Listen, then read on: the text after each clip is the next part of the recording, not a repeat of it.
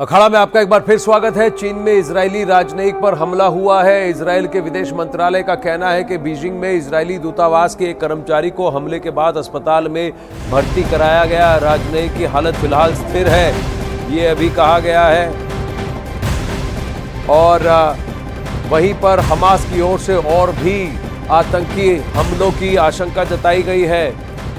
आज के दिन, शुक्रवार के दिन, नमाज के बाद हर जगह, कई जगह पर प्रदर्शन तो हो ही रहे हैं दुनिया में अलग अलग जगह, लेकिन हमास की तरफ से ताबड़तोड़ आतंकी हमले हो सकते हैं, ये भी आशंका जताई जा रही है फिलहाल। लेकिन ये बताया जा रहा है कि इस राजनयिक को चीन में, बीजिंग में चाकू से बार बार उस पर आक्रमण किया गया है, उसको घात लगाकर उस पर अटैक किया गया है और फिलहाल अस्पताल में वो भर्ती है, राजनयिक इजरायली मूल का, जिसको कि अभी उसकी हालत स्थिर बताई जा रही।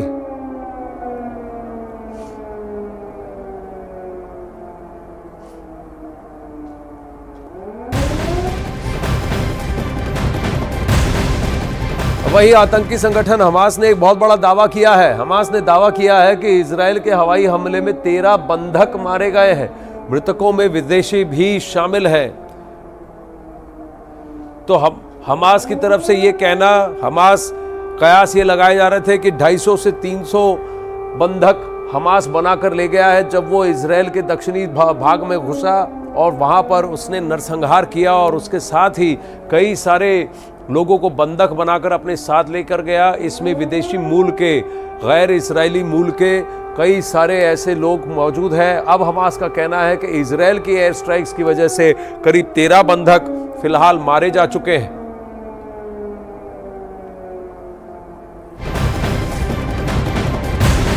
एक और बड़ी खबर इजरायल से आ रही है। अमेरिका ने कहा है कि इजरायल में 27 अमेरिकी नागरिकों की मौत हुई है, वहीं 14 अमेरिकी नागरिक अभी भी लापता हैं। दावा यह किया जा रहा है कि कई अमेरिकी नागरिक हमास की कैद में हैं। एक तरफ हमास ये कहता है कि इजरायल की एयर स्ट्राइक्स में 13 विदेशी बंधक मारे गए हैं, 13 बंधक मारे गए हैं। क्या इसमें अमेरिकी मूल के भी नागरिक हैं, ये देखने वाली बात होगी। जो 27 अमेरिकी नागरिक मारे गए थे वो लियोर इलाके में किबुत्ज समुदाय के एक त्योहार में शरीक हुए थे, वहीं पर इनकी मौत हुई है जहां हमास ने बर्बरता दिखाई थी, नरसंहार किया था। जिस वक्त हमास के आतंकी इजरायल में कत्लेआम मचा रहे थे, उस वक्त हमास का commander Mohammed Deif audio tape record कर रहा था। इजरायल में हुए संहार से इसकी सारी जिम्मेदारी इस हमास के कमांडर मोहम्मद दैफ की बताई जा रही है। एक आंख से देखने वाला, दोनों हाथ दोनों पैर से अपाहिज हो चुके इस आतंकी ने ही इजरायल की तबाही की संपूर्ण स्क्रिप्ट तैयार की थी। ويا أحرار العالم، من لم يستطع المشاركة في طوفان الأقصى مشاركة فعلية مباشرة فليشارك بالتضامن والتظاهر والمساندة. اخرجوا للساحات والميادين.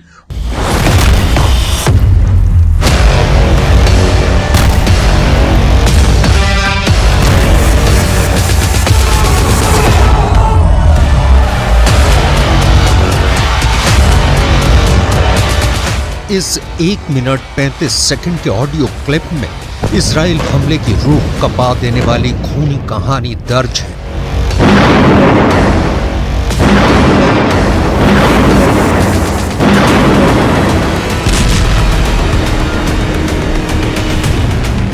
सिर्फ आवाज, बाकी कोई पहचान नहीं, क्योंकि वो अक्सर वीडियो में नकाबपोश ही नजर आता है या फिर सिर्फ उसकी परछाई ही दिखती है। वो कभी किसी को सार्वजनिक रूप से नहीं दिखा है, वो कभी भी मोबाइल या किसी दूसरे डिजिटल टेक्नोलॉजी का इस्तेमाल नहीं करता है। इसी ने इजराइल के खिलाफ हमास के हमले को अल अक्सा स्ट्रॉम नाम दिया। يوم الثورة الكبرى من أجل إنهاء الاحتلال الأخير ونظام الفصل العنصري الأخير في العالم। आतंक का नंगा नाच करने की अपील करने वाली ये ऑडियो क्लिप वायरल हो रही है। कहा जा रहा है कि ये आवाज मोहम्मद दैफ की है, लेकिन कौन है ये मोहम्मद दैफ जिसने 50 सालों में इजराइल के खिलाफ इतना बड़ा हमला कर दिया, जिसके बारे में इजराइल सोच भी नहीं सकता था? कौन है मोहम्मद दैफ जिसे मारने के लिए इजराइल की तेज तर्रार खुफिया एजेंसी मोसाद ने 7 बार कोशिश की, लेकिन वो हर बार बच निकला। इसराइल को खून के आंसू रुलाने वाले मोहम्मद दईफ के बारे में जो पता चला है वो ये कि इसके दोनों हाथ नहीं है, दोनों पैर नहीं है, एक आंख नष्ट हो चुकी है, सिर्फ एक आंख से ही देख सकता है, व्हील चेयर पर चलने के लिए मजबूर है। मोहम्मद दईफ का कोई वीडियो इंटरनेट पर मौजूद नहीं है, बस मोहम्मद दईफ की साजिशों का शिकार हुआ इजराइल की तस्वीरें हैं जो मोहम्मद दईफ के विचारों की खूनी गवाही देती हैं।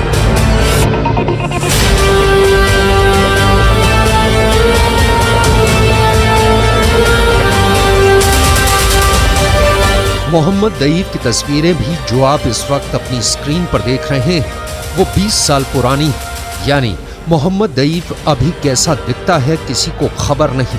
उसके बारे में गाजा पट्टी के लोगों को भी ज्यादा कुछ नहीं पता। मोहम्मद दईफ को दुनिया भर में नया ओसामा बिन लादेन का नाम दिया जा रहा है। गाजा पट्टी में मोहम्मद दईफ को लोग गेस्ट के नाम से जानते हैं क्योंकि मौत का दूसरा नाम मोहम्मद दईफ एक जगह कहीं ठहरता नहीं। मोहम्मद दईफ को नौ जिंदगी पाने वाली बिल्ली भी कहा जाता है क्योंकि कहा जाता है वो इजराइल के 9 बार के हमलों में अब तक बचता रहा है। लेकिन इंटरनेट पर मोहम्मद दईफ के बारे में जो जानकारी मौजूद है उसके मुताबिक मोहम्मद दईफ हमास के मिलिट्री विंग कस्साम का सुप्रीम कमांडर है। मोहम्मद दईफ ही इजराइल पर थल और नभ यानी पैराग्लाइडर से हमले का मास्टरमाइंड है। इसी आतंक के आका ने इजराइल को दुनिया के नक्शे से मिटाने की प्लानिंग की थी। इसी की कमान में हमास के सैकड़ों आतंकवादियों को एक साथ इजराइल भेजा गया। इसी मोहम्मद दईफ ने गाजा में बैठे बैठे इजराइल की सड़कों पर कत्लेआम की स्क्रिप्ट लिखी। इस मोहम्मद दईफ ने गाजा पट्टी के 20 लाख लोगों की जिंदगी इजराइल की मिसाइलों की ओर मोड़ दी। अपाहिज आतंकी ने रात के अंधेरे में जो कुछ रचा उसे अब पूरा गाजा पट्टी भुगत रहा है।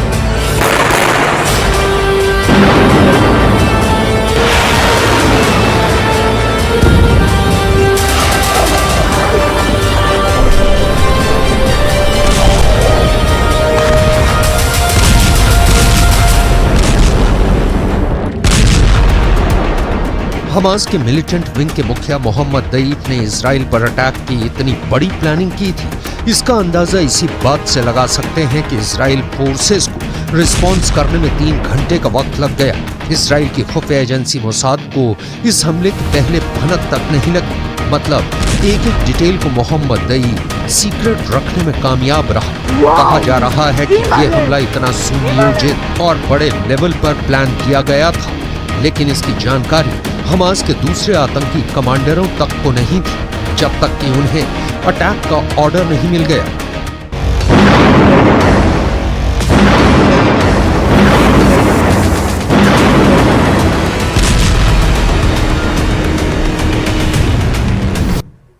अब वही हमास के हमले से चाइल्ड अस्पताल का एक हिस्सा तबाह और बर्बाद हो चुका है। ये तस्वीरें सामने आई हैं। चाइल्ड डिपार्टमेंट में हर तरफ बर्बादी के निशान दिखाई दे रहे हैं।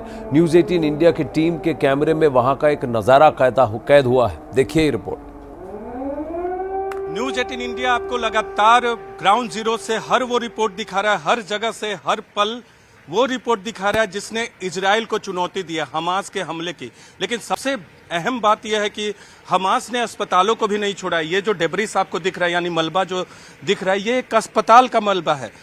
बारजिलाई अस्पताल है, बारजिलाई यूनिवर्सिटी मेडिकल सेंटर जो कि एस्थेलॉन में है, जो कि बिल्कुल बगल में है हमास के। ये कांच के टूटे शीशे आप देख सकते हैं। ये अस्पताल पर हमला किया गया है। गनीमत था कि वहाँ कोई मरीज जहाँ बैठते वहाँ नहीं, बारजिलाई यूनिवर्सिटी मेडिकल सेंटर। और अब आपको दिखाता है जो डैमेज हुआ है, ये देख सकते हैं। ये सामने का एरिया पूरा का पूरा डैमेज हुआ है। करम सिंह हमारे कैमरा पर्सन जो हमारे साथ युद्ध भूमि में लगातार हमारे साथ मौजूद है, वो आपको दिखा रहे। इस तरह से रेड रिबन से इसको प्रोटेक्टेड एरिया के तहत बना दिया गया है। और इम्पैक्ट कितना था वो आपको दिखाते हैं। इम्पैक्ट कितना था वो आपको दिखाएंगे।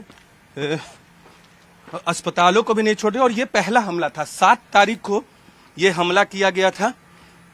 ये देखिए नीचे की दीवारें जो है दरक गई हैं। करम ये दिखाइए जो हमें देख रहे हैं न्यूज़ 18 इंडिया पे, वो देखिए नीचे की दीवार ये पूरी दरक गई है। उधर दूसरी तरफ ये दीवारें जो है मिसाइल के इम्पैक्ट से ही गिरी है। करम आप पीछे देखिएगा। और ये आपको हर तरह से तस्वीरें हम ला कर दे रहे हैं। ये डोर्स के फ्रेम थे, वो जो मलबा आपको दिखाया था पीछे में, इसी तरह के फ्रेम लगे हुए थे पूरे ऊपर, यहाँ वो गिर गया है। ये देखिए सारे फ्रेम गिरे हुए हैं और ये दीवार की स्थिति देखिए। ये तो एक तरफ से आपको इम्पैक्ट पता चलेगा 7 अक्टूबर की घटना का, जब मिसाइल से हमला किया गया।